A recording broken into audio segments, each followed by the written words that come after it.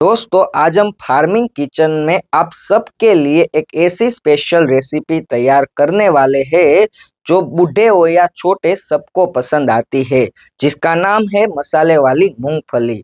जिसको बनाने के लिए हम एक बर्तन में थोड़ा सा ऑयल लेंगे, इसमें 1 चम्मच जितना हल्दी पाउडर डालेंगे और बाद में थोड़ी देर बाद हम इसमें भुनी हुई मूंगफली डालेंगे।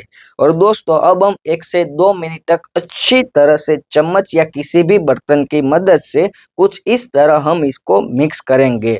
अब दोस्तों हम इसमें थोड़े से मसाले डालेंगे, जिसमें सबसे पहले हम 1 चम्मच जितना नमक डालेंगे, बाद में जीरा पाउडर डालेंगे, बाद में थोड़ा सा काश्मीरी मिर्च पाउडर और थोड़ी सी शुगर डालेंगे। अब दोस्तों कुछ नहीं करना है, मीडियम गैस पे हम इसको अच्छी तरह से मिक्स करेंगे और हमारे बीच में सिर्फ 5 मिनट में तैयार होंगी मसाले वाली मूंगफली। जी हाँ दोस्तों, हमारे बीच में तैयार हो चुकी है मसाले वाली मूंगफली। जल्दी से कमेंट कर दीजिए ये वीडियो कैसा लगा।